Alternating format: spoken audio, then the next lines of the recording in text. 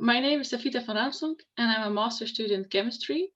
And the last months I've worked on my literature thesis on how to use computational chemistry to describe, understand and predict the SOCT InterSystem crossing mechanism. I hope you've seen the presentation of Shivan or the video of René about this mechanism. With this mechanism, the triplet state can be produced without the need of heavy atoms, but still with high efficiency.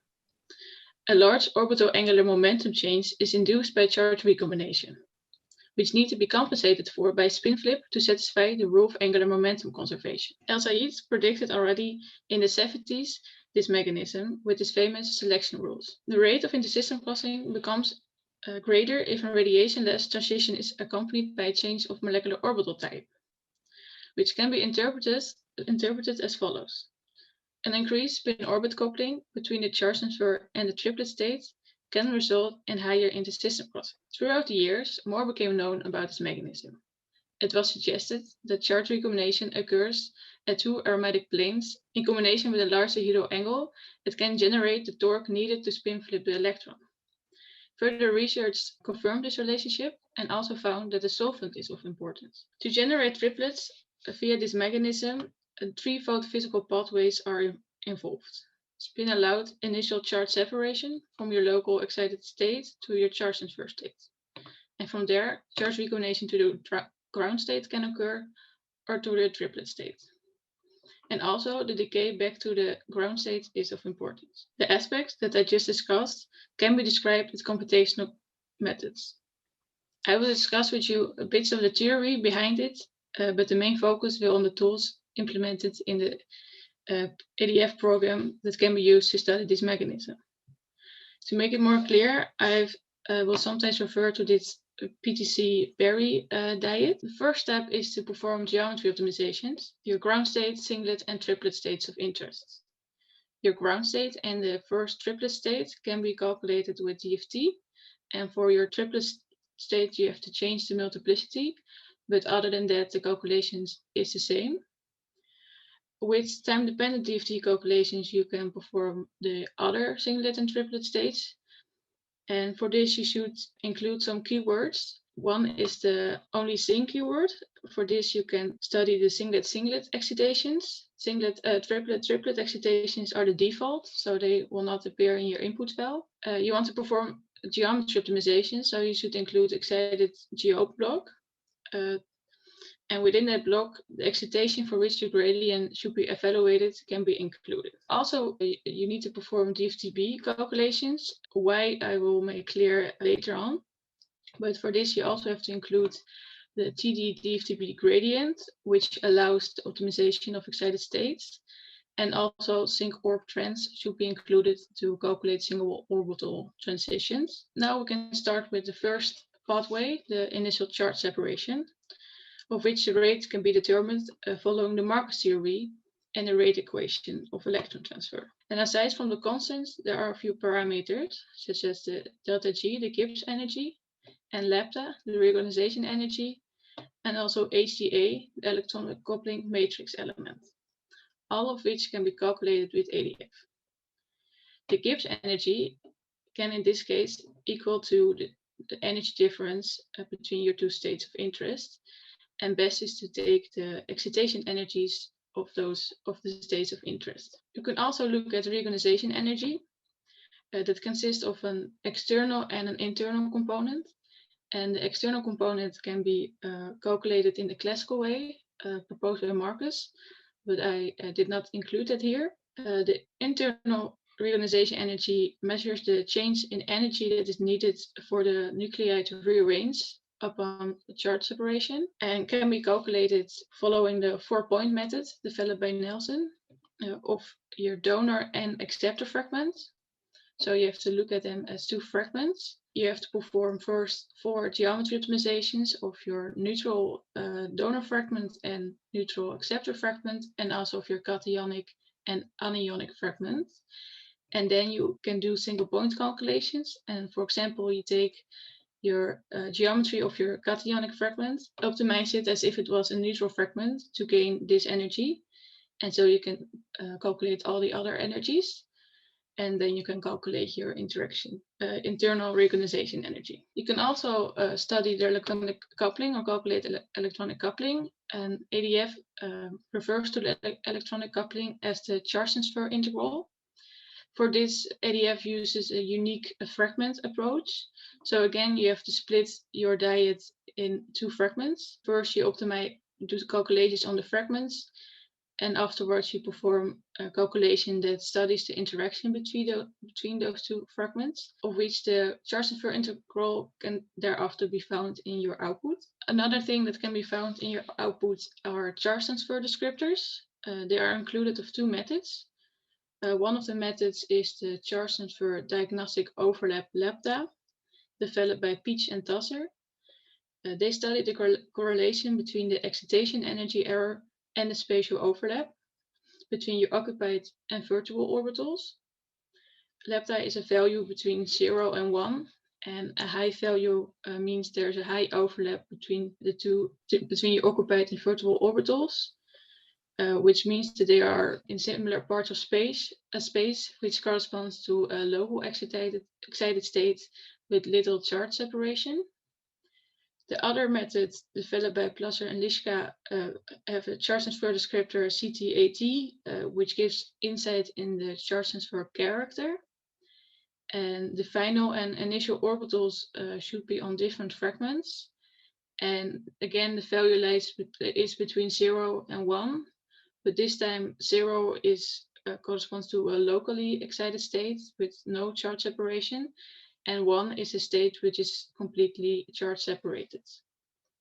Also, in the similar part of your output file, you can find value for RHE or delta R, which is the average distance between your hole and electron upon electron excitation, and it relates to the nature of your excitation. So if you look at this figure, you can see that a large value can be found for charge transfer excitation and a small value for a local excitation. After charge separation, charge recombination can occur to the ground state. This is an unwanted process, and you want to suppress it, which can be done by placing it in the inverted region of the Marcus theory. And in this region, the rate of electron transfer decreases as the driving force increases. So your reorganization energy is smaller than your driving force. If you have a large energy gap between your 2 states, the driving force will increase. And the driving force can increase in such a way that the rate of charge recombination decreases. So if you want to suppress your charge recombination to the ground state, you can tune the energy gap. And one way of doing that is via the solvent. And therefore, it is important to include solvent effects in your calculations to study this. You can also look at the reorganization energy. Some acceptors have already a small reorganization energy, which makes the inverted region appear earlier in the kinetic energy curve. But you can also just study the reorganization energy, which can be done in a similar way as for charge separation. I've here shown the normal region potential energy surfaces of the 2 states of interest. It's not that of the inverted region because I wanted to make it consistently with regard to the definitions of the energies, which brings me to another point, that in the inverted region, you may need a more sophisticated description of the Marcus theory, but I will come back to that later. You can still look at it in a classical way. And if you do so, you can also study the rate of charge recombination in the classical way. And for that, we also need the electronic coupling, which can also be calculated similarly as for charge separation. This is a part of an output file. And as you can see, V is the electronic coupling. And as you can see, it not only gives electronic coupling value for electron transfer, but also for charge recombination processes. So you only have to change in your input file the geometry at which you want to take your calculation. In this case, it should be the charge transfer state. And after that, you can then calculate the charge recombination rate. And this brings me to the charge recombination to the triplet state. And as I told before, the inverted region, it takes most likely place in the inverted region. And the classical equation is not specific enough or deviates more from experimental observations. And this deviation can be explained by quantum chemical vibrational effects that start to play a role. And an alteration of the equation is therefore proposed.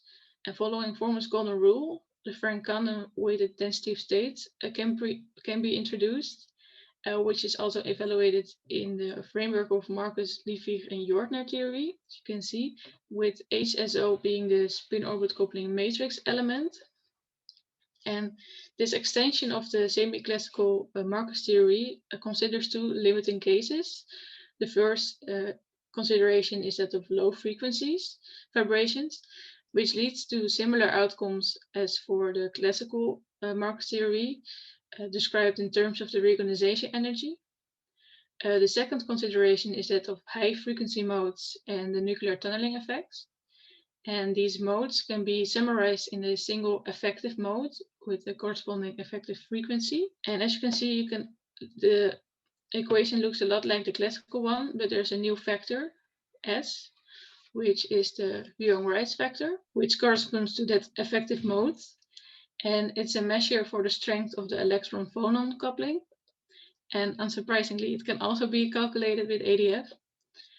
For this, you need to perform the DFT-B calculations, after which you can calculate the Frank-Condon factors with a FCF program, a method that's implemented in the ADF software, which also computes the effective Young-Rice factor and effective frequency. The effective frequency is often assumed around 1500 per centimeter, but DFT calculations show that it can easily be around 800 or 900, which is significantly lower.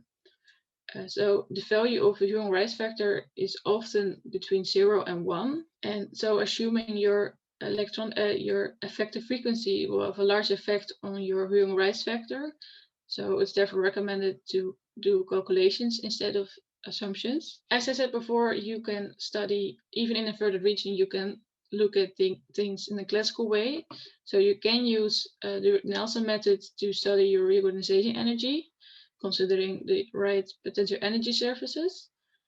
But if you're already looking at the Young-Rice factors, you can also make use of the relation here and consider high frequency modes also in your reorganization energy. Another parameter is the energy gap, which can have a large contribution to your rate of intersystem crossing. And it's also related to the spin-orbit coupling. Fermi's golden rule tells us that a large energy gap between two states reduces the coupling matrix elements of the two states, which results in slower kinetics. So you can, after excited state geometries have been performed, perform a spin-orbit coupling calculation.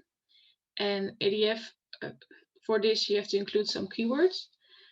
You have to include the SOCT keywords to include the type of excitations. It includes singlet-singlet and singlet-triplet excitations in a spin-orbit perturbatively way. You should also include the NTO and the descriptors. As you can see in this figure, the triplet state consists of 3 sublevels. So you could expect 3 complex values in your output cell between your charge transfer state and the 3 sublevels of your triplet state. But they have made it easier because the output cell contains a summary of your spin-orbit coupling matrix element as the root mean square average. To include this summary, you have to use the print statement SOMAtrix. You should also include the Denkov approximation for excitation energies, which are useful to study or determine the energy gap. Now that the triplet state has been populated, it's also interesting to look at the decay of your triplet state, for which a similar spin-orbit coupling time-dependent DFT calculation can be performed. This time you don't have to include the TDA, NTO, and descriptors, but you do have to include the SOCT keyword and also the print SOMAtrix keyword to include the whole spin-orbit coupling matrix element. And as you can see, the radiative lifetime and oscillator strength are related to each other and can both be found in the output file based on this equation. Just as before, the spin-orbit coupling is an important parameter. as it influences your oscillator strength and therefore also your radiative lifetime. And studies have shown that heavy atom-free porphyrin derivatives can emit very weak phosphorescence, even though they have efficient intersystem crossing through the triplet state. And this combination of efficient intersystem crossing and a slow decay results in long-lived triplet states, which can be useful for applications such as photodynamic therapy. As I said before, solvents can have a large impact on your mechanism, so therefore solvent effects should be considered. ADF uses for this the conductor-like screening model COSMO, so that should be included in your calculations. The results of your time-dependent DFT calculations can often be altered by a self-interaction error. And this error gives significant alterations of your energies and electronic structures of the excited states. And hybrid functions reduce this error, but at the same time are sensitive to the amount of exact exchange, for which range-separated hybrids are a good alternative, because the amount of exact exchange increases with the electron-electron distance. Range-separated hybrids are more accurate to describe electronic excitations. That's especially important for charge transfer states. Range-separated hybrids have 3 parameters included, and those can be further optimized for your specific system, which may increase your accuracy. But I didn't look into that in much detail, so that could be for later study. For now, I recommend the CAM B3 Leap as the range-separated hybrid to use. Only there's a downside to this range-separated hybrid, and that's it cannot be used for geometry optimizations. So for that, I recommend the hybrid B3 Leap, which is often used in literature and often in combination with the TZP basis set, which I also recommend. And this brings me to my conclusion and outlook. I've given an overview of the charge separation and charge recombination processes, pathways with a focus on the computations that can be used on the parameters in that specific pathway. And throughout my presentation, you have seen that the Marcus theory, and in particular the inverted region, plays a central role. During the initial charge separation, the electronic coupling can be seen as the most important factor, and EDF gives a unique way of studying this by making use of a fragment approach.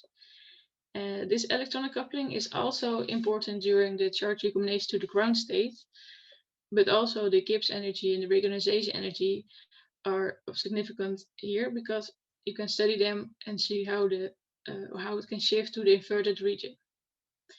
The spin orbit coupling matrix element can be calculated with the same software, and is also the parameter that determines the rate of intersystem crossing for a large part. I've shown that you can study the radiative lifetime of your triplet state, which gives more insight in the lifetime of your triplet state. So with this review, an overview of the possibilities with EDF was made, and a method to study the spin orbit coupling charge transfer intersystem crossing mechanism is given. Future computational studies should emphasize and substantiate the relevance of including all aspects while following this proposed method. I think it's best to compare the results with experimental findings and use those to optimize the methods where needed. I would like to thank my supervisor and examiner René Williams, and also my second examiner Elizabeth van Hoff, and of course you for your attention.